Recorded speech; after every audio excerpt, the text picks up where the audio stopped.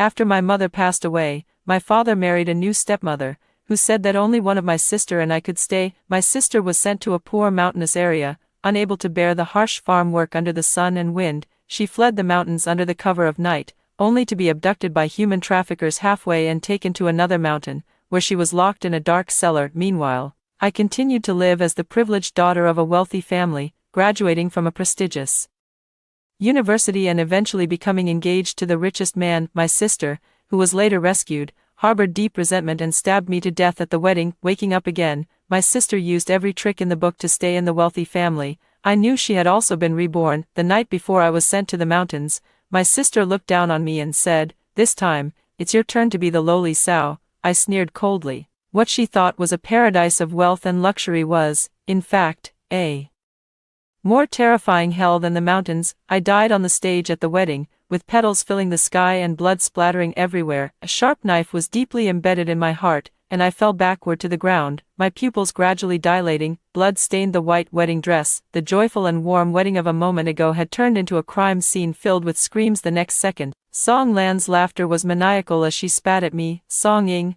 "All of this is your fault. If I had been the one who stayed back then, I would be just like you. This wedding of the century should have been mine. Go to hell, you bitch." She still seemed unsatisfied, viciously pulling out the knife and stabbing it repeatedly into other parts of my body. When I opened my eyes again, I had returned to the day 5 years ago when my father decided to send away either me or my sister. On the evening after my mother's funeral, my father called my sister and me over, with Aunt Ching standing beside him, looking particularly kind. Aunt Ching wiped her moist eyes regretfully. "Auntie knows you both must want to stay, but my energy is limited, so I can only keep one of you." Alas, Dad smiled and crouched down. "I bought your favorite ice cream, how about one for each of you?" I stared at the ice cream in Dad's hand. This was his test for us sisters. The one who showed the most filial piety would get to stay, while the other would be sent to our mother's impoverished hometown in the mountains. Enduring unbearable farm work, Song Lan suddenly pushed me aside, picked up the ice cream, and proudly handed it to Dad. "I won't eat it. All the good things are for Dad." She was repeating my answer from my past life, word for word, as expected. A kind smile appeared on Dad's face. Dad patted Song Lan's head and nodded approvingly. Good, good, Lan Lan is truly the most filial daughter." Aunt Cheng's eyes flickered with a hint of wariness, but she maintained a smile on her face. "Lan Lan is so clever and quick-witted. Auntie really likes a daughter like you.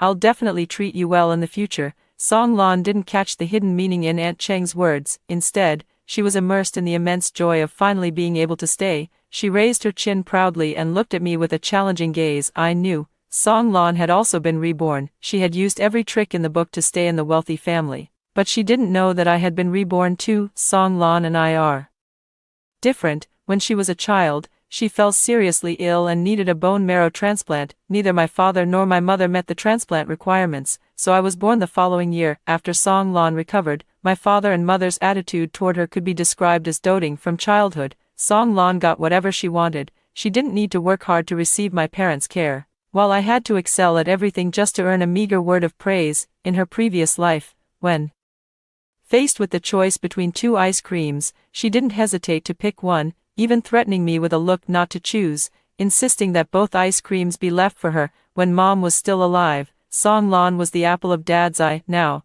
with Aunt Cheng as our stepmother, we have become less important in Dad's eyes. Song Lan didn't understand this, and she never imagined that something as simple as ice cream would become the reason she was sent to the mountainous area. Song Lan was sent away, and within a few days, she wrote letters complaining about the poor environment there. The mountainous area had no Western restaurants she loved to eat at, no shopping malls she enjoyed strolling through, and what was even more unbearable was that there wasn't even any signal. Song Lan wrote dozens of letters, naively believing that her father had sent her away because he was too busy after marrying Aunt Cheng. She thought that once her father was done with his busy schedule, she would be able to return in style and continue living as the high and mighty young lady she once was. Little did she know that every letter she wrote was intercepted by Aunt Cheng, torn to pieces, and thrown into the trash. At first, her father did mention Song Lan at home, but as time went on, her name never came up again. Unable to bear it any longer, Song Lan chose one night to leave the village, only to find that after crossing one mountain,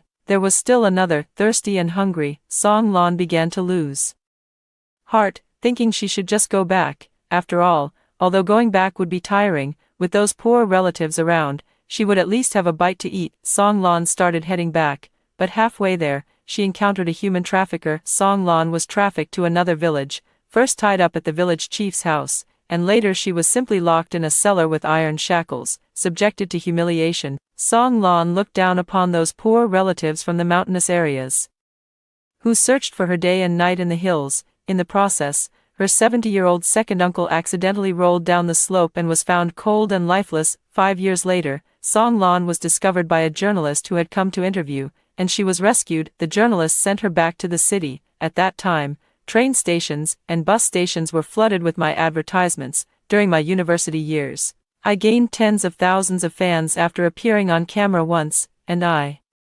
naturally signed with a talent agency. Within less than a year, I debuted in a low-budget web series, which unexpectedly became a huge hit. I became a star with my own following, and this year, solid evidence of my relationship with the wealthiest person was revealed. I am about to marry into a family even more prominent than the Song family. Song Lan's jealousy and rage shattered her reason, and she stabbed me countless times at the wedding scene. Since I've been given a second chance at life, I'll grant her wish. I'm curious to see how a useless person like her can survive in the Song family, where hidden daggers lurk in the shadows. I walked out of the house carrying a suitcase, and my father patted my shoulder with a hint of heartache. Aunt Ching wore a reluctant expression. Ying, don't worry, your dad and I will definitely visit you during the holidays. I know all of this is just a facade put on by Aunt Ching. After all her painstaking efforts, she finally made it to the day my mother passed away, and now she's proudly married into our family by my father. She probably wishes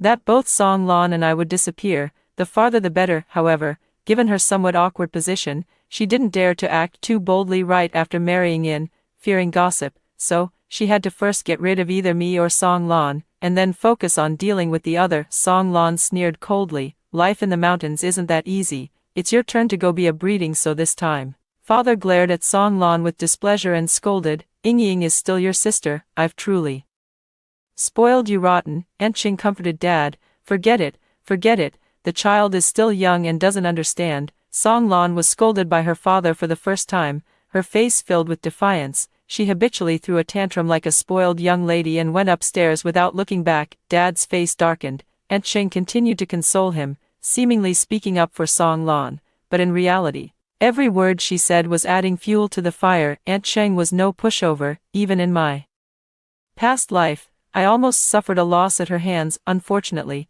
Song Lan didn't know yet and was still gloating, thinking I would meet the same tragic fate as she did in her previous life. I first took a plane, then transferred to a coach, and finally rode a donkey cart into the mountainous area. By the time I arrived, it was already late, and rural folks generally go to bed early. But my relatives were eagerly waiting at the village entrance to welcome me. These were all relatives from my mother's hometown. Over a dozen simply dressed elders gathered around, looking at me with cheerful smiles. This girl, she's so pretty. Are you hungry? Auntie has some baked cakes here. I've been holding them close to my chest, so they're still warm. Xuanzi, as her cousin, don't you know you should help your sister with her luggage? What's the use of raising you?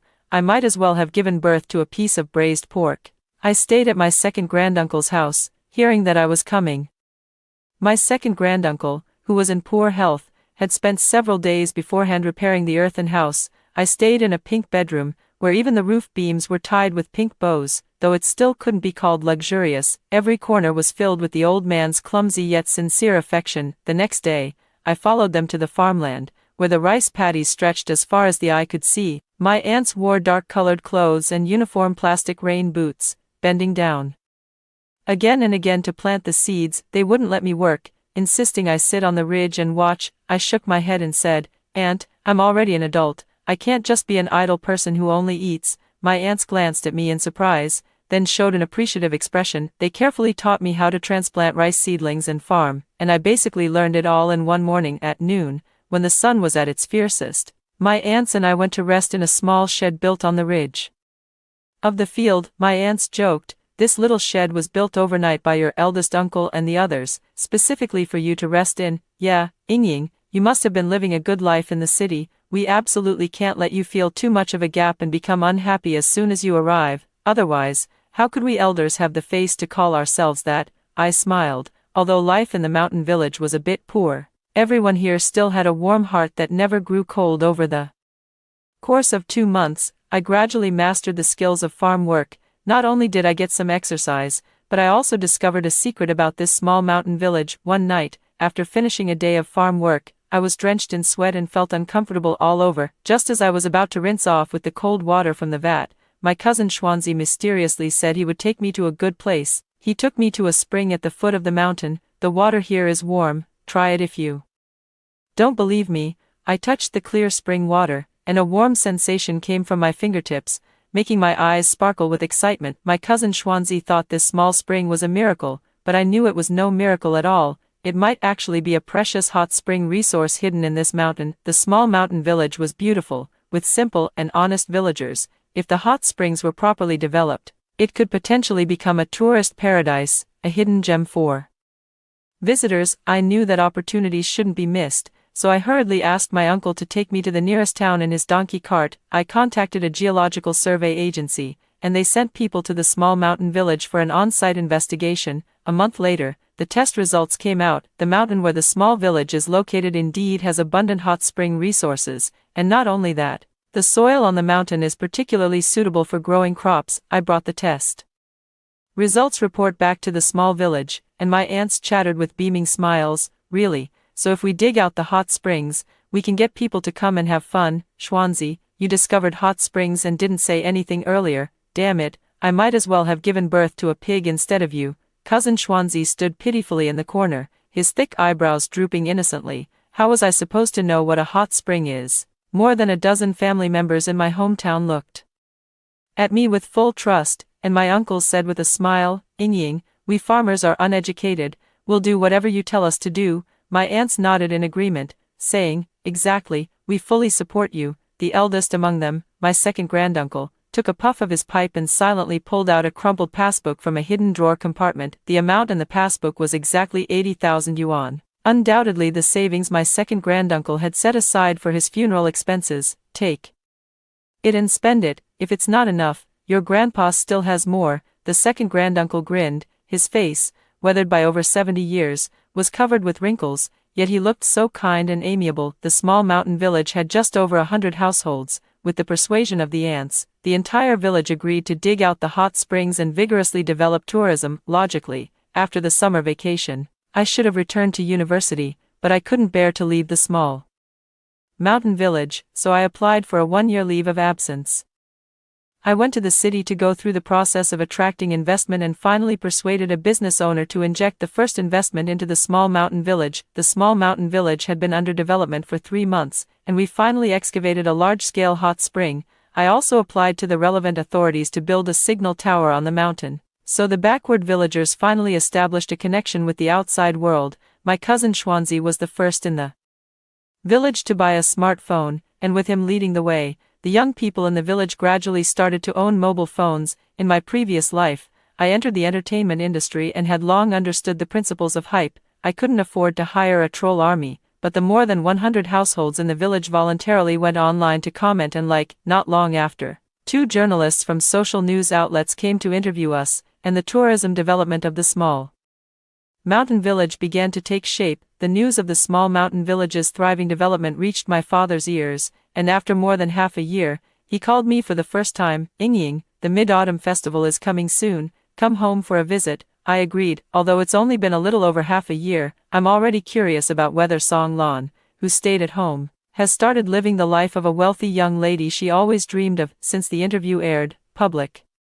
attention on the small mountain village has increased immediately. Then, 2 more companies proactively approached me and decided to invest, one of which is no smaller in scale than my father's company. Perhaps sensing my potential, Dad specially held a banquet to welcome me home. At the banquet, people came and went wearing designer gowns, with even a simple accessory on them worth an entire year's income for a family in a small mountain village. I arrived a bit late, walking into the villa in a plain white shirt and jeans, standing out like an outsider. Dad, dressed in a suit and tie, frowned with disdain when he saw me. How could you come dressed like this? Over the past 6 months, my skin has darkened by more than a shade, turning into a healthy wheat color, and my eyes are bright and full of life.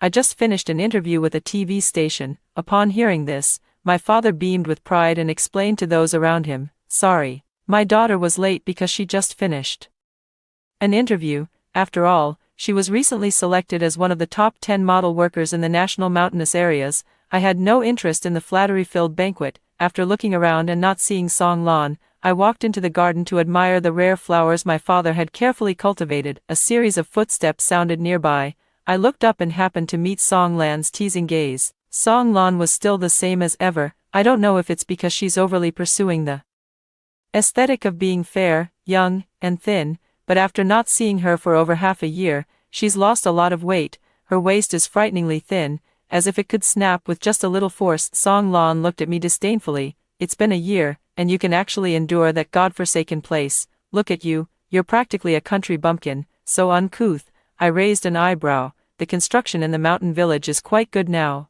The villagers of the hot spring in the small mountain village have almost finished digging it out. I've hired a group of professional construction workers to build the resort villa, and they should be able to complete the progress before the end of the year. But it's clear that Song Lan doesn't believe it. In her impression, the small mountain village is still a remote and impoverished place without even a signal. She wanted to mock me a few more times, when suddenly a reckless figure crashed hard into Song Lan. Song Lan's slender arms and legs were almost knocked to the ground by the force, staggering several steps before finally steadying herself. She then saw a young man dressed in bright and luxurious clothes, holding a remote control and arrogantly raising his head. Get out of the way, you're in the way of my remote-controlled car. I narrowed my eyes, all too familiar with this young man. Song Yang is the son of Aunt Cheng and my father, kept outside the home until my mother passed away. The reason Aunt Cheng has maintained her position so firmly all these years, aside from knowing how to act cute and play the weak,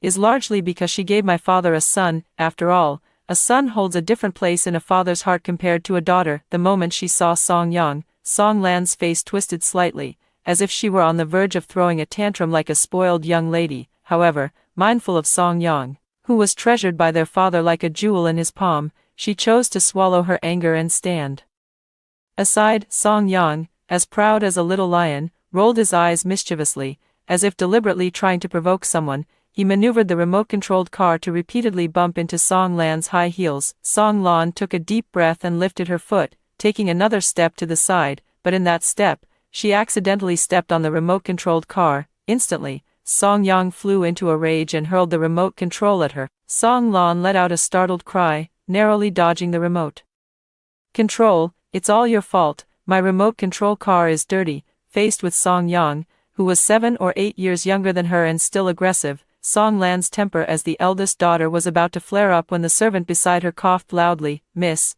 this is the young master, don't forget your status. In an instant, Song Lan trembled, glaring resentfully at the young Song Yang. She must have suffered at Song Yang's hands before, knowing that if she tried to teach him a lesson, her father would eventually come to settle the score with her. Aunt Cheng has been whispering in his ear for so long, and with Song Yang being the only son, the scales in their father's heart have long been heavily tilted. Even Song Lan is no longer held in high regard in their father's eyes. Song Lan forced a smile, bowing and scraping to please him. It's my fault, sister, let me help you clean the toy car. Okay, no way. Song Yang's eyes darted around as he made an outrageous demand. Kneel down and lick it clean. How is that possible? Song Lan's emotions surged violently, her eyes revealing crimson blood vessels as she clenched her teeth tightly at the corner of her mouth. The servant stared sinisterly at the pale-faced Song Lan. Miss, are you going to defy the young master's words? Song Lan choked up, her chest heaving with anger as she clenched her fists tightly. I knew all too well what the consequences would be if I defied Song Yang.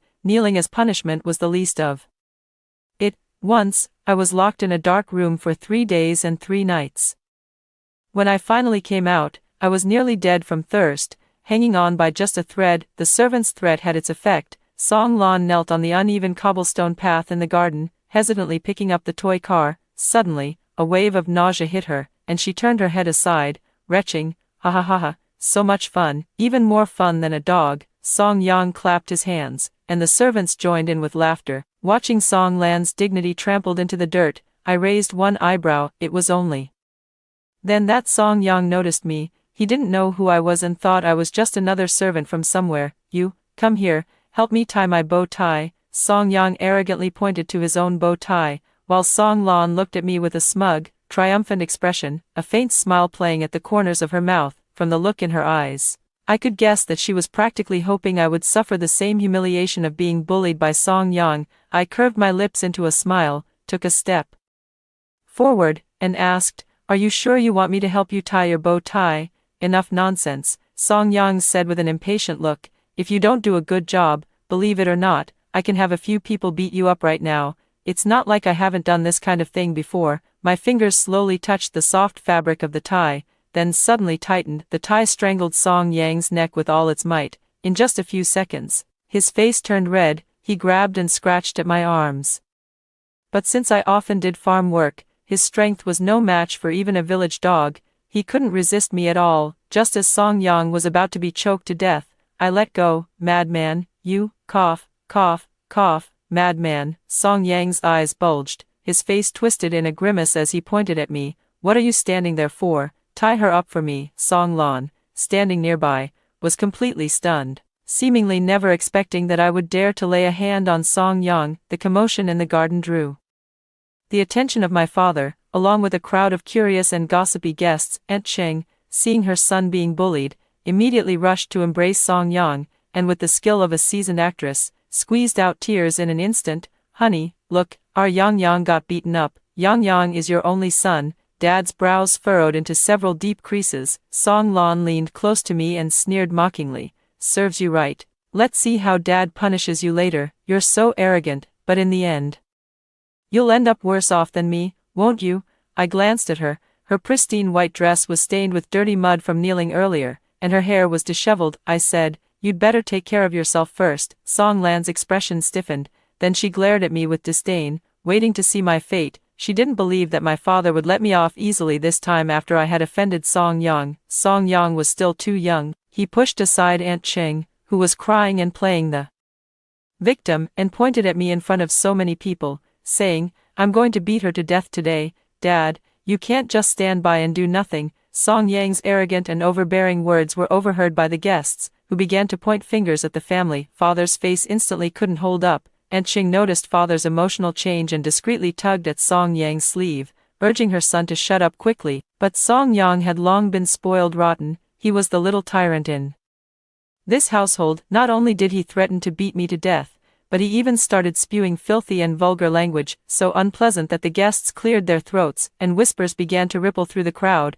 "Is this the young master of the Song family? Such poor manners. If the Song family can raise a child like this, they must not have a single decent person among them. TSK TSK. I won't have anything to do with the Song family from now on." These words fell clearly into Dad's ears, stinging his eardrums like needles. He suddenly roared at Song Yang, "Shut up. Where did you learn such foul language at such a young age? I've spoiled you too much." Song Yang stiffened his neck and retorted, "I'm not wrong. She's the one who's wrong." Dad's anger escalated further. "That's your sister." Aunt Cheng, seeing the situation, was about to feign grievance, but she didn't expect me to suddenly speak up weakly. "Dad, don't be angry. It's all my fault. I've been living in the mountains for the past year, so it's normal for my brother not to recognize me." The tactic of showing weakness isn't just something Aunt Cheng can use. Naturally, I can employ it too. Sure enough, upon hearing my words, Dad instantly felt a pang of heartache for me. "No, it's not your fault, Yingying.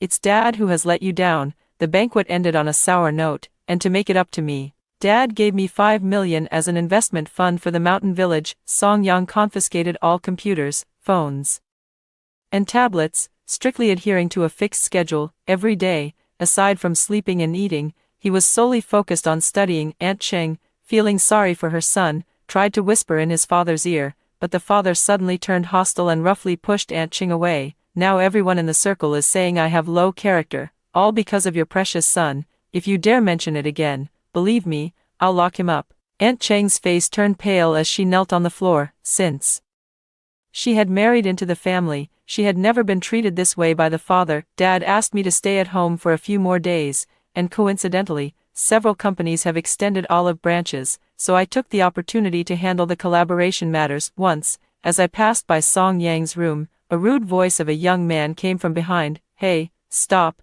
I turned a deaf ear, completely treating Song Yang as if he were air, and continued calling my aunts to let them know I was safe. The sound of hurried footsteps approached, and just as Song Yang was about to snatch the phone from my hand, I tightly gripped his wrist. Song Yang stared at me fiercely, opening his mouth that seemed to have spewed filth. My mom said, "You're a motherless bastard, get out of my house right now." I gazed calmly at Song Yang, who thought his words had stung me, proudly lifting his chin, yet the next moment, without any hesitation, I slapped Song Yang across the face. Song Yang was stunned, and the servant was stunned. Before Song Yang could even get angry, I slapped him across the face again. Song Yang's head was ringing from the slap, and then he heard my taunt, "A bastard born to an outside woman dares to argue with me. If you don't believe me, go ask my sister Song Lan, neither of us sisters are afraid of you." With that, I turned and walked away. I cleverly redirected Song Yang's anger toward me onto Song Lan, making him think I dared to slap him only because Song